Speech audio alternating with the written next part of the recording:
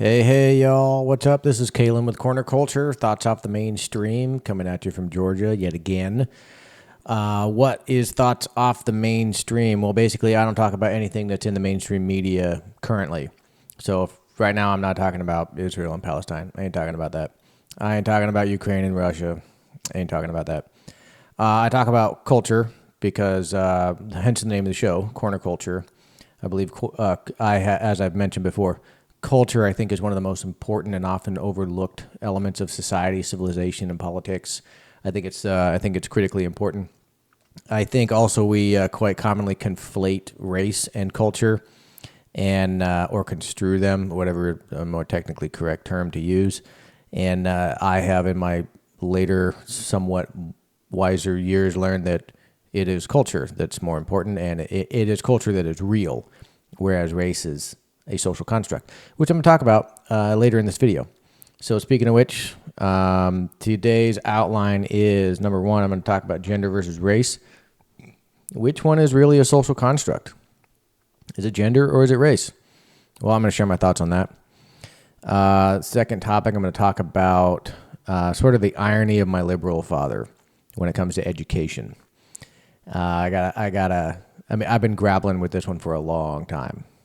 Well over a year now. I think over 2 years now, pretty much since COVID when I got red pilled. So I think I got my thoughts together on that one finally. So I'm gonna share my thoughts on that, and then I'm gonna start moving in out of the cultural arena, and I'm gonna go into the other thing I talk about on this show, which is Bitcoin. By the way, you can get this sweater and all these designs on any kind of random merch at my store, COSATOSHI.shop. So the first economic or Bitcoin-related, money-related topic I'm going to cover is sticky prices. If you're an economist or you've studied economics, you know what sticky wages are. So I'm going to talk about sticky prices because I think that's something we're gonna have to face in the transition from fiat back to a hard currency like Bitcoin. Next up, I'm going to talk about the difficulty trap. On my last podcast, I talked about the security problem. So I'm going to talk about the difficulty trap because that's related to the security problem.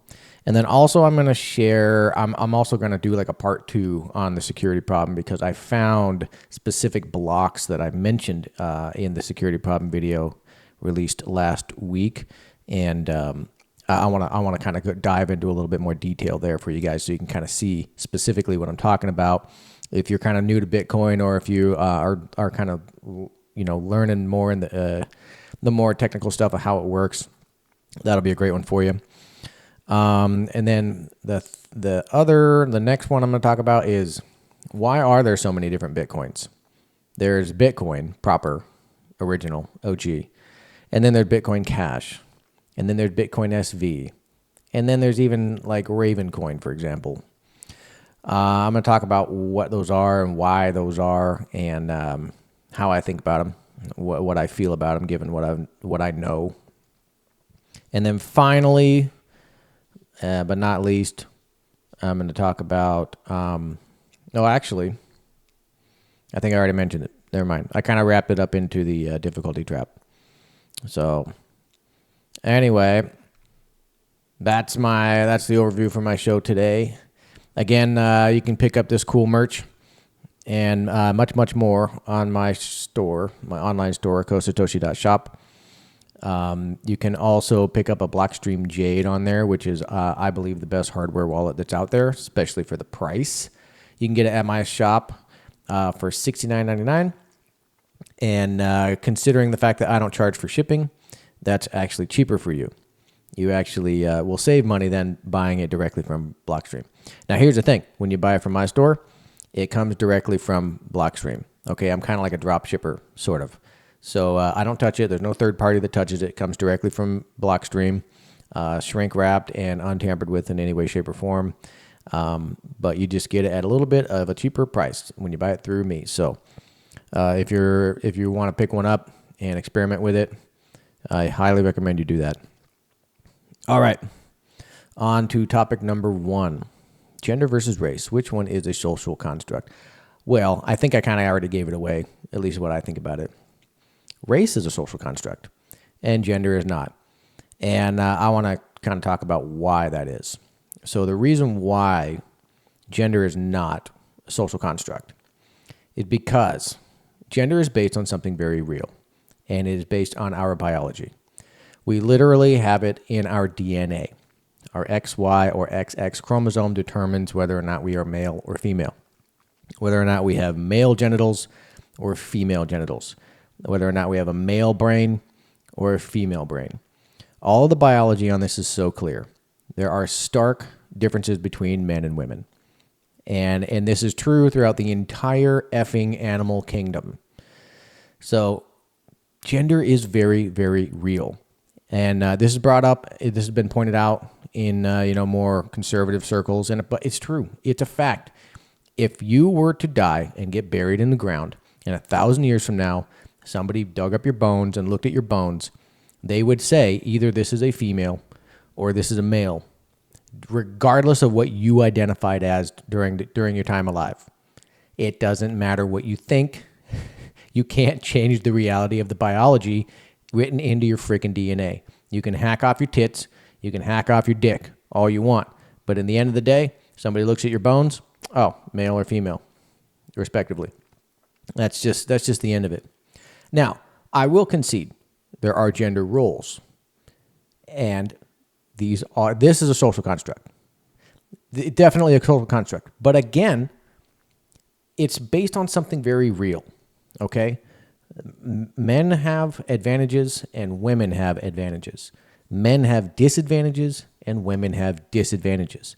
And the two of us, men and women, we come together, and in our unity, we create something stronger than ourselves individually. And this is the family. This is the thing, the institution that has allowed humanity to survive for hundreds of thousands of years. Okay, so these things are important, and when people just call it a social construct like that's bad, it's not. It's not inherently bad that something's a social construct. Okay, behavior is a social construct. We behave certain ways because it's good for family, it's good for society, it's good for civilization. So it's not inherently bad just because it's a social construct. The gender roles are what they are because it works. It has been proven to work. It is what has worked for thousands of years, and that's just the end of it. Now, race is the real social construct in the negative light that some people like to talk about it. Some people like to throw that term social construct around like it's a negative thing. Well, where it is really truly a negative thing is race. Race is a social construct. It's not real in any true biological sense. It's no more real than the color of your eyes, the color of your hair, your height, your weight, or other characteristics like that.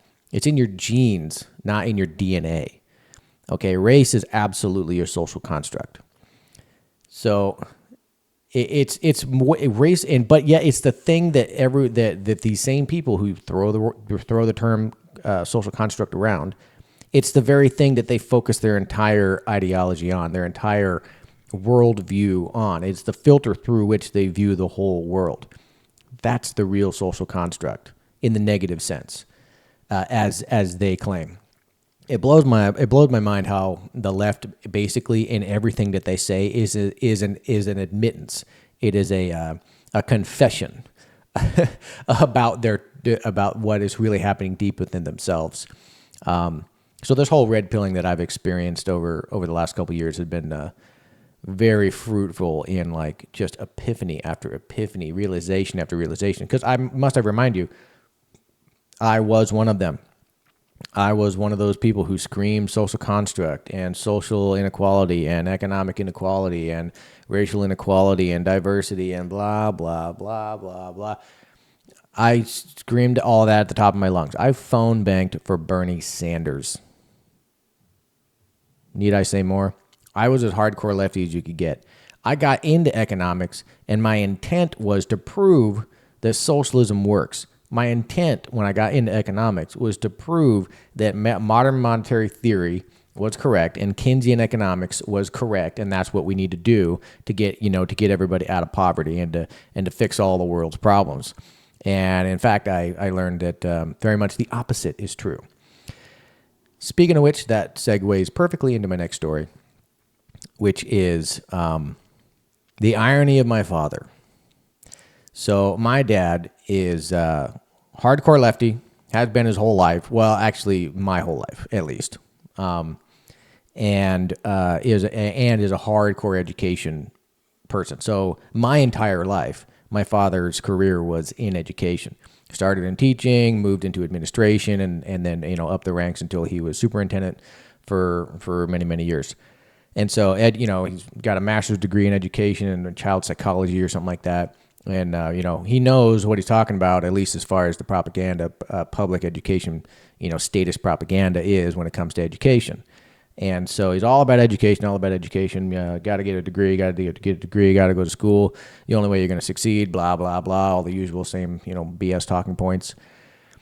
So back when I was a lefty, and I was very much a lefty because of my dad, at least largely in part because of my father and his influence on my life, I took his advice.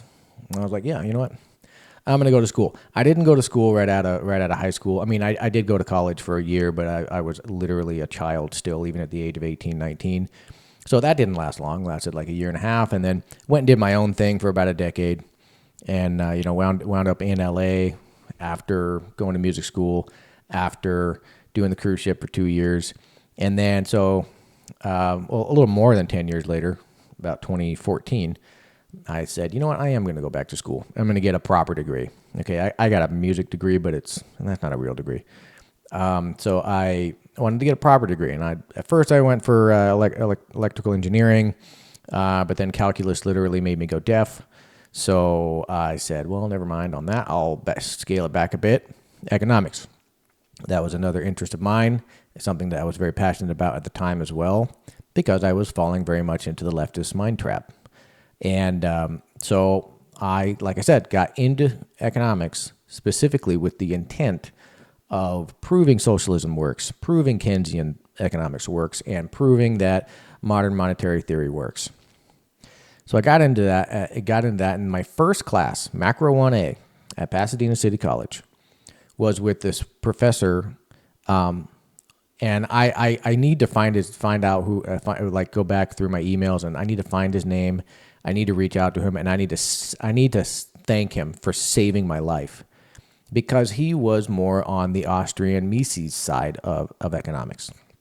And so learning Macro 1A from him, even though he didn't deliberately say that, he did actually once in passing, but I didn't know what it meant at the time. But learning macro from him laid the perfect foundation for me to understand how economics works in reality and not in Keynesian illusory fantasy land. So, it was so perfect. I got so lucky. And it was the only reason that I even ended up with him was because I was working full time at the time, and I needed a Saturday class, and he was working full time as well. And he just taught on the weekends for some extra cash. And oh man, talk about getting so lucky.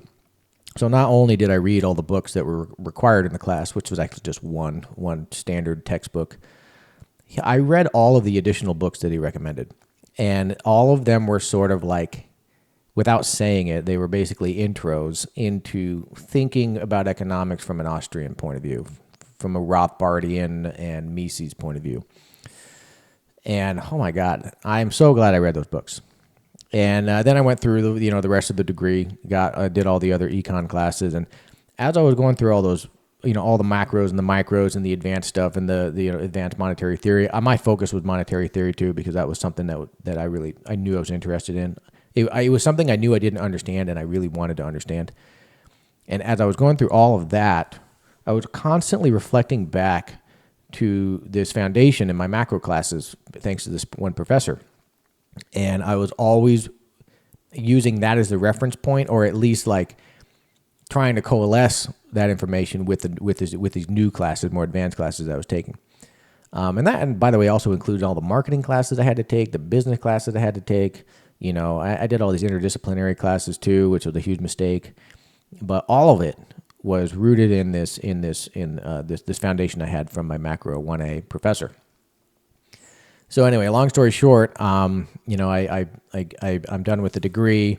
I'm out in the real world now, and you know, COVID happens. I get red pilled, and then I get orange pilled. And I realize that crypto's crap, and Bitcoin is the only way. And you know, all roads lead back to fiat. When you're going down the roads of identifying the problems of the world, all roads lead back to fiat, all of them, and that inherently leads to Bitcoin as a solution. And so, as Michael Saylor famously said, you know, fiat's a problem, and Bitcoin is the solution. And so that was basically what I discovered. You know, that this is what in synthesizing all the information that I've been taught in my college career, and real life experiences as well. All of it points to this one thing, right? And so getting to the irony of my father, the real irony is that I went to school to prove leftism, to prove liberalism, to prove Keynesian. And I came out of it after actually looking at the facts and looking at the data and you know, going through Fred websites and, you know, all those other kind of academic sources. I came out of it going, oh my God, I was wrong all along. He's wrong. He's been dead wrong all along. And in fact, much of the rot and problems and you know, utter just disgust that we're seeing in this country is because of leftism. It is deeply rooted in liberalism. You know, and that's the truth. That's the fact. And the only people who disagree with this are the people who have not actually looked at the facts. They're the people who have not actually taken the time to listen to anybody that disagrees with them or comes from a different point of view as them, and really genuinely try to understand their point of view or understand their argument, or even, like I said, even look at the data that they are using to support their point of view or support their framework.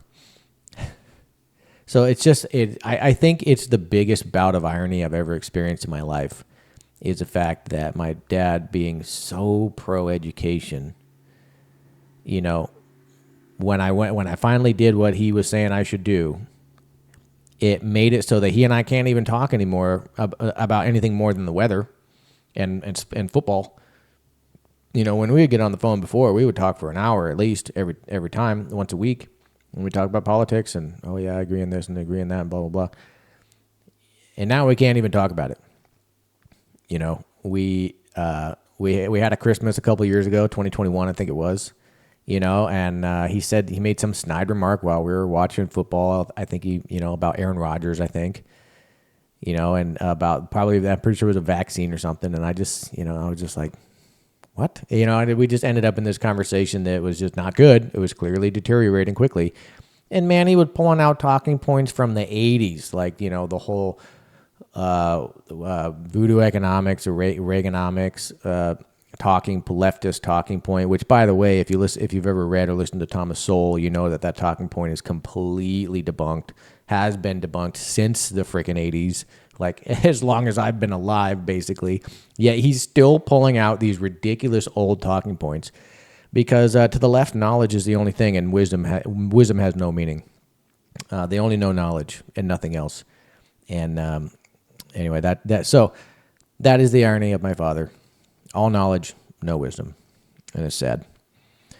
So anyway, okay, that's it for my my political and cultural stuff for today. I'm going to move on to the economic and money stuff. So I'm going to start with sticky prices. So if you're economically literate at all, you know what sticky wages are. And sticky wages are the sticky wages is a phenomenon that happens in an inflationary monetary system like the dollar, which is a fiat piece of crap.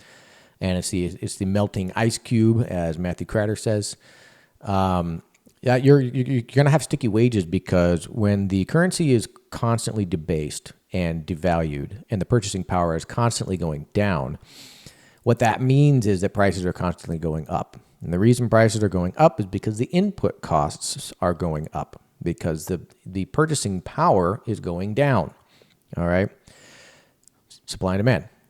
The more supply you have in a dollar system, the more the more supply you have, and the demand stays the same, or let's all else being equal, say the demand stays the same. When the supply goes up, the price goes, or the price goes down.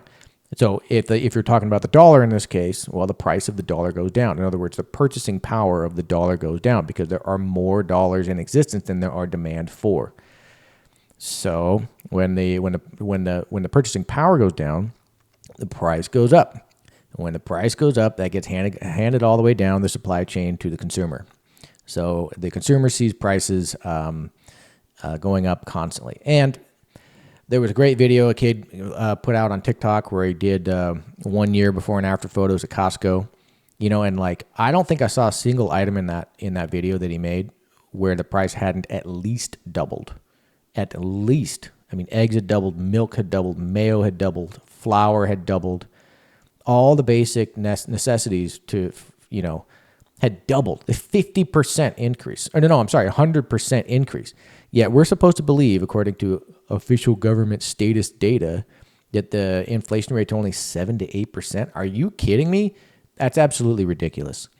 Of course it would be set, of course it would be 3, 5, 7% when they are the ones that get to choose what determines, the CPI metric to calculate inflation. Is so ridiculous.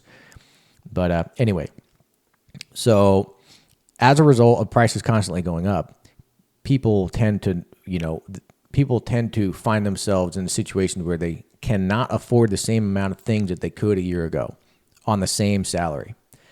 And so sticky wages is a phenomenon where it's hard to get people's wages to change, to match, or at least pace along with the inflation and the constant increasing of prices due to the constant debasement and devaluation of the currency. And so that's called sticky wages. And so that's something that's been widely studied and talked about in numerous economics books, both from the Keynesian point of view and the Austrian point of view.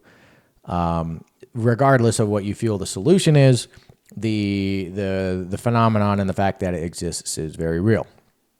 Okay, so as I mentioned in another video, if you have a deflationary currency, you essentially never need a raise. Assuming that sticky wages would still be the case in a deflationary situation, you would basically be getting a raise every year, even though you're making the same amount of money or same amount of units of currency per year. You're getting a raise because your purchasing power is going to increase over time. And so what you could afford today, you can afford twice as much tomorrow on the same salary. So hopefully sticky wages, we don't really know yet. I don't think we know that. I don't know if we ever had a deflationary currency, not that I'm aware of. Please let me know if I'm wrong in the comments below. If sticky wages remains a steadfast phenomenon, even in a deflationary currency, then you're basically getting a raise all the time. So that made me think about sticky prices. So does that mean then that prices are going to have difficulty adjusting? Because if the input costs into a product, let's say milk, for example, continue to go down because the purchasing power of the currency is going up, does that mean that the prices are going to stay the same? That way, the producer of these products can take more profit, or is this not the case? And the prices consistently decrease. In other words, in an inflationary currency that we have, where everything is happening, where prices are constantly going up because the currency is going down, is it the opposite with a deflationary or just a hard asset like Bitcoin? Are the prices going to go down and our salaries go up, and our salary purchasing power go up? Is that going to be the case? I'm not really sure 100%. We don't really know for sure. What the hell?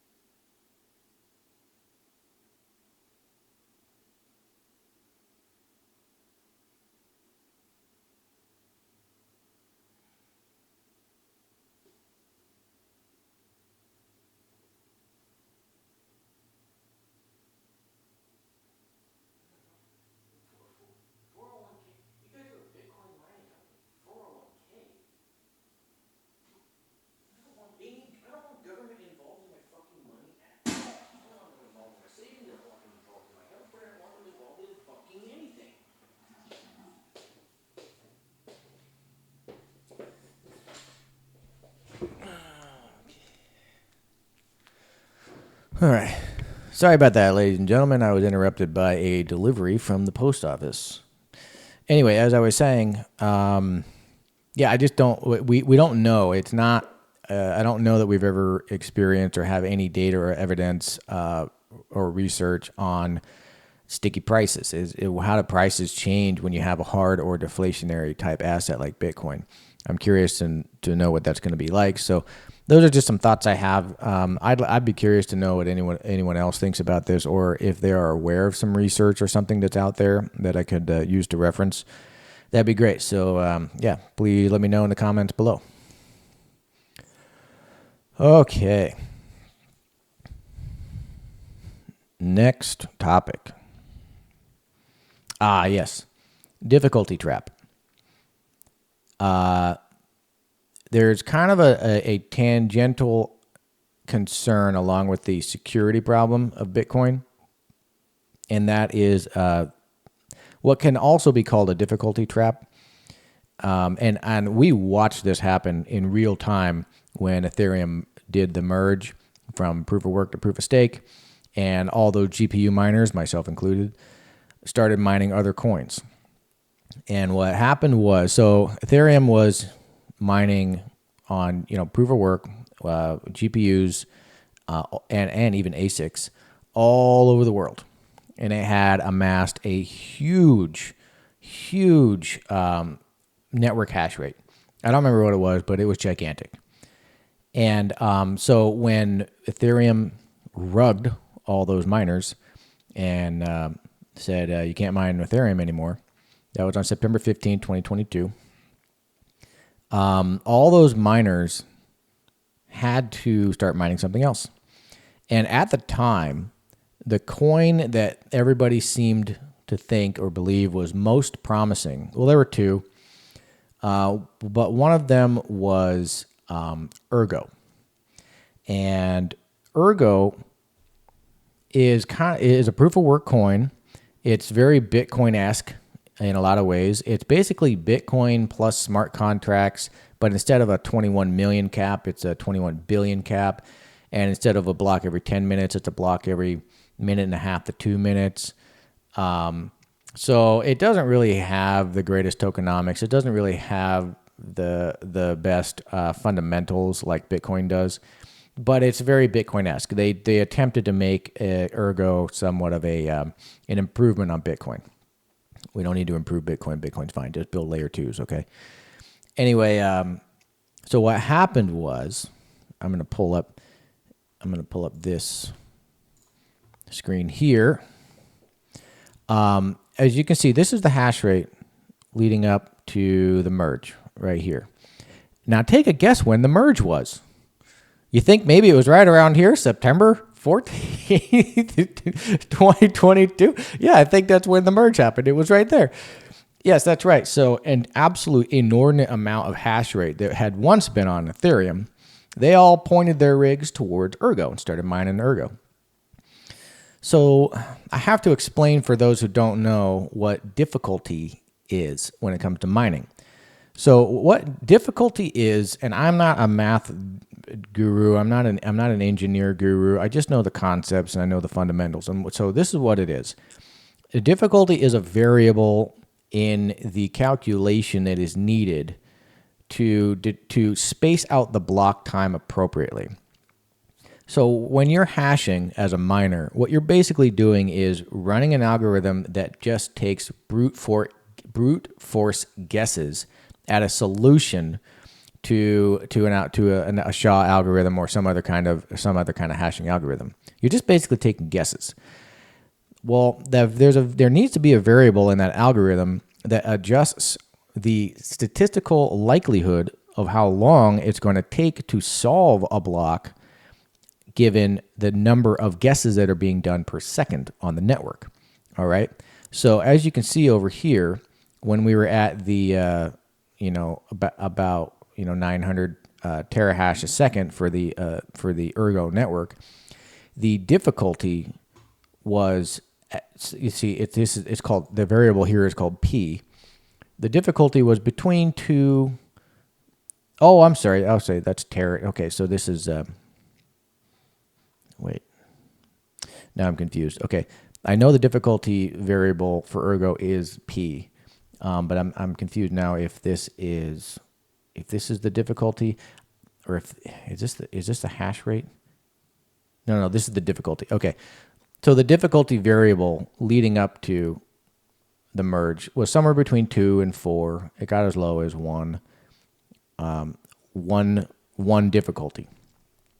And so the lower the difficulty is, the less hash rate you need to solve a block, because the variable is smaller. And when that variable is smaller, mathematically you need to make fewer guesses in order to solve the block. And so this is the variable that adjusts accordingly to make sure that the block time between blocks is consistent, or at least as consistent as it can get. This happens also with Bitcoin. And so you'll see difficulty adjustments with Bitcoin on a regular basis. I forget how often it is, but Bitcoin does the same thing. So the difficulty will, as hash rate goes up, the difficulty will go up. And what that does is just ensure that the block time average is approximately 10 minutes per block.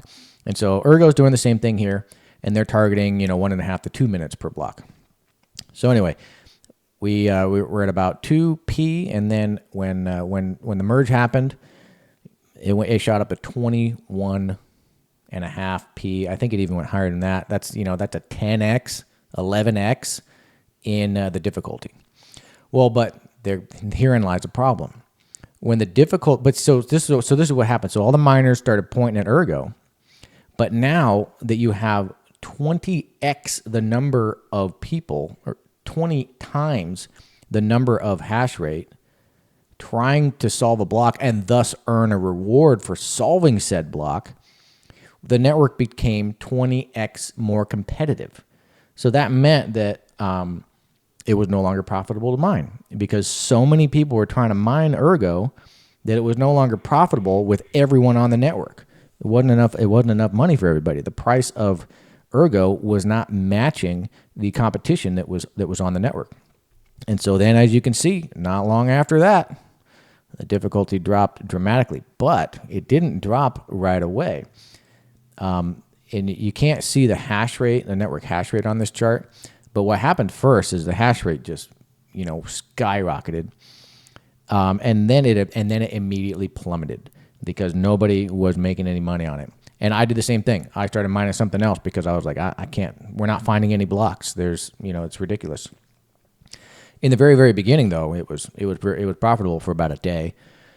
But then once everybody switched over, it was no longer profitable. Nobody was making any money on it at all. So they all bailed. They started pointing their rigs to some other coin to mine something else. But the difficulty stayed at 21.5p or whatever it was.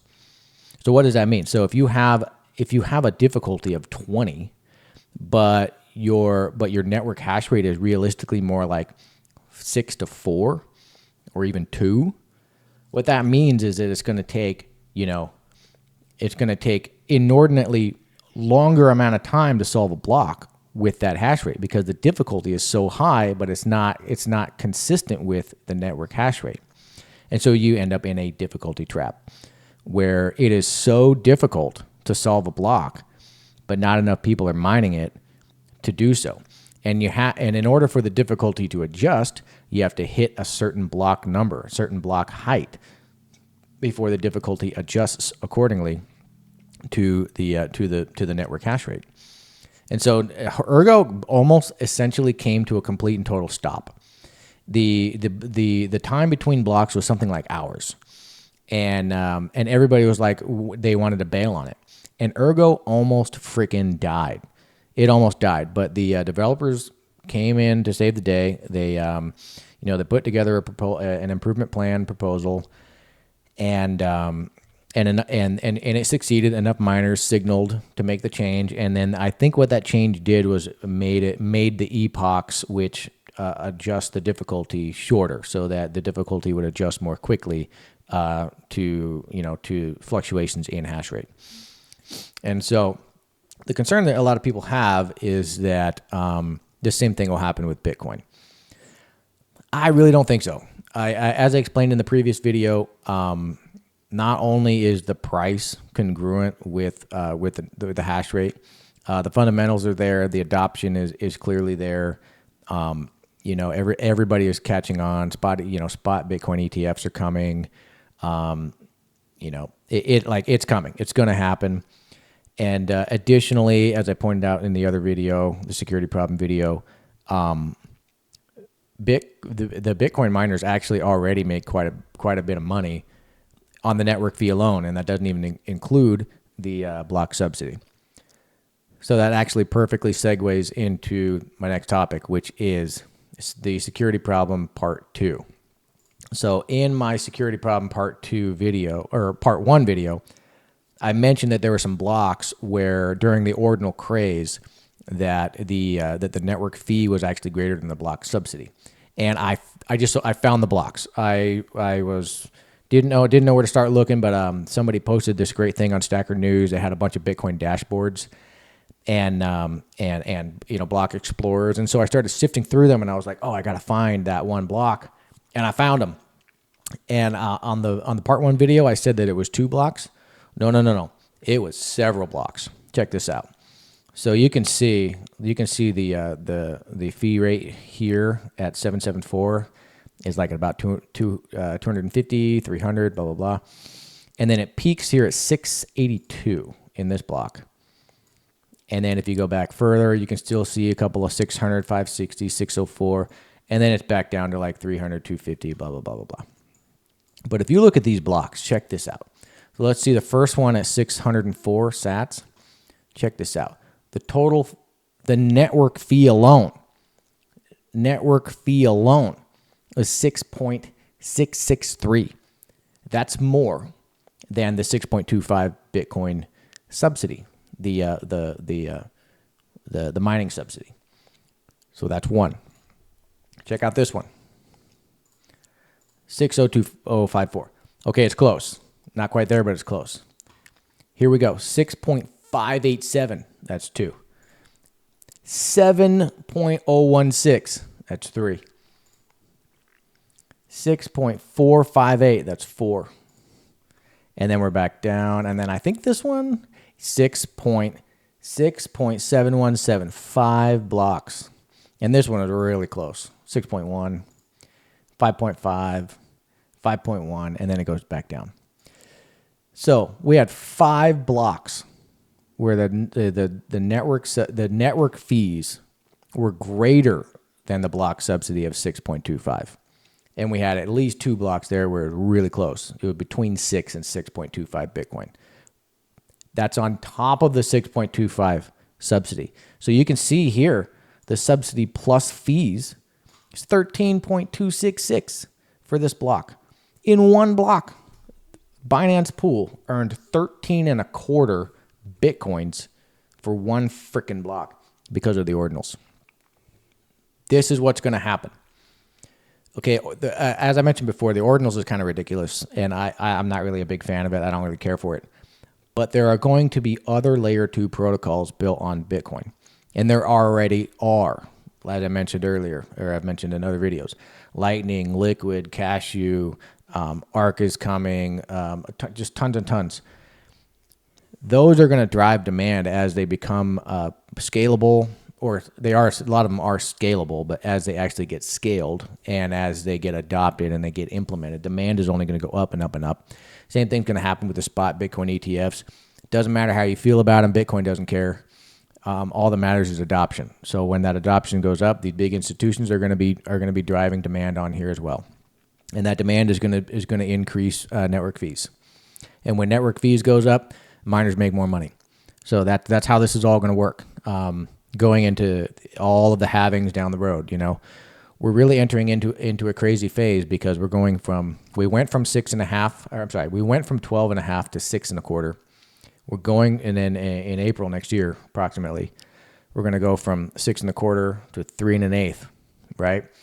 And then it's going to be 1.5 plus a 16th, So it's just going to get smaller and smaller and smaller. But we might see hash rate kind of level out or even go down because some miners might not be able to compete, or they just might not be able to really handle the lack of subsidy reward.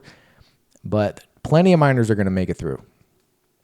Plenty of miners are going to keep hashing away, And like I said, the price is only going to go up, and so that's gonna dramatically help offset the lack of revenue from the decrease in the block subsidy.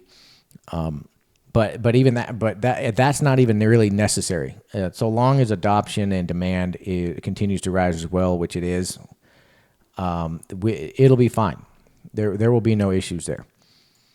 So anyway, so that's just the additional little point or demonstration I wanted to make with the security problem. So that's why I'm calling this security problem part 2.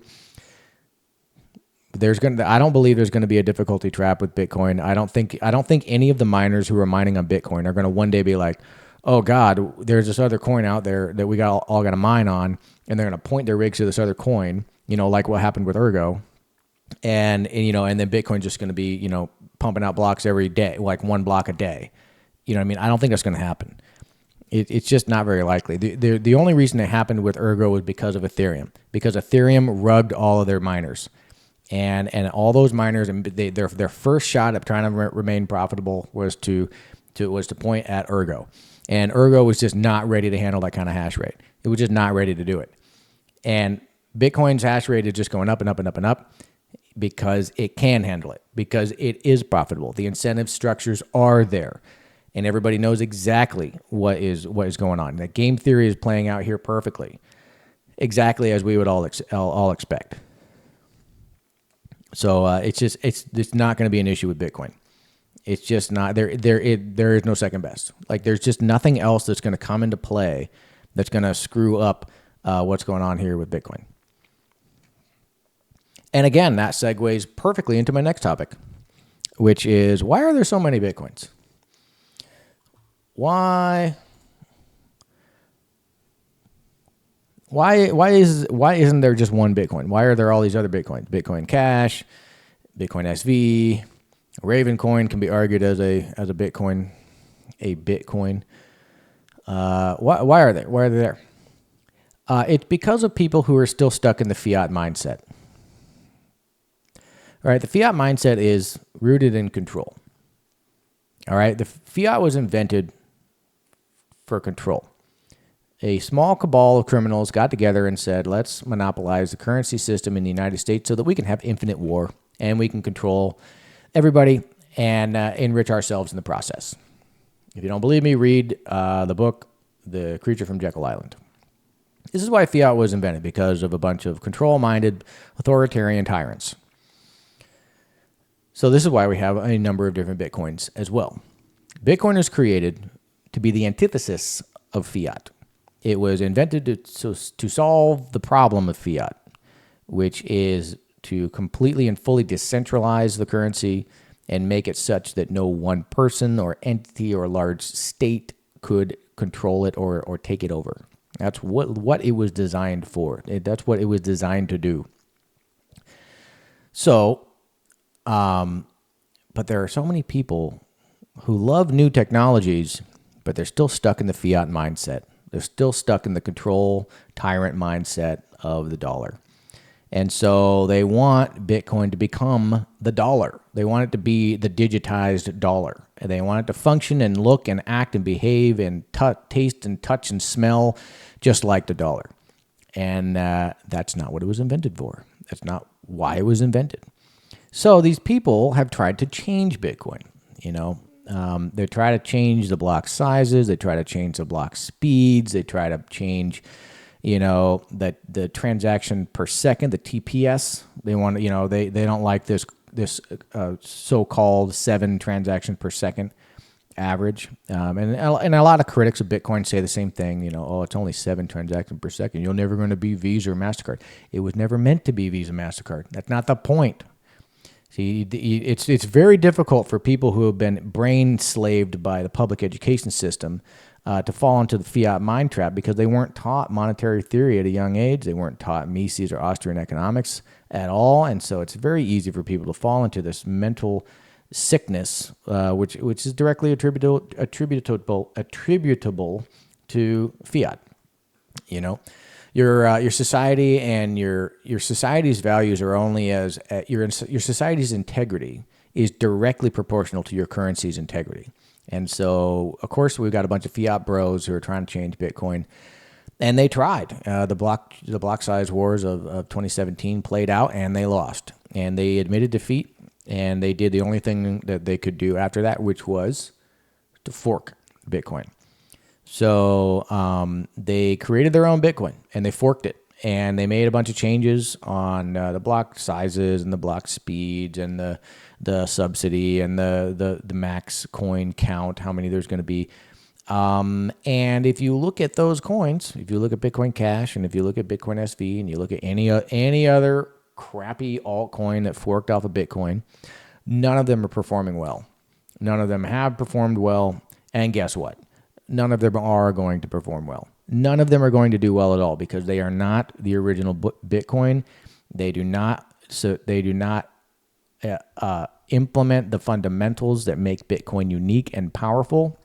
They don't get the message. They don't understand the value, and they're still stuck in the fiat mindset. That's just the bottom line. That's what it is. So that is why there are all these different Bitcoins out there. So if you are new to Bitcoin or new-ish to Bitcoin, or if you are a veteran and you're still trying to just broaden your horizon and understanding of Bitcoin, just know that there is only one Bitcoin, and that is BTC. Okay, not BCH, not BSV, none of that other garbage. All right, BTC is the only one, and that's and there's a reason why it had an almost 50% market dominance, and there's a reason why its price is at least 20x over any other coin.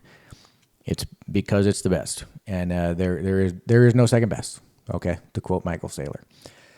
So that was just a quick rant on why there are so many Bitcoins out there, and so that's that. Now, did I have anything else to talk about?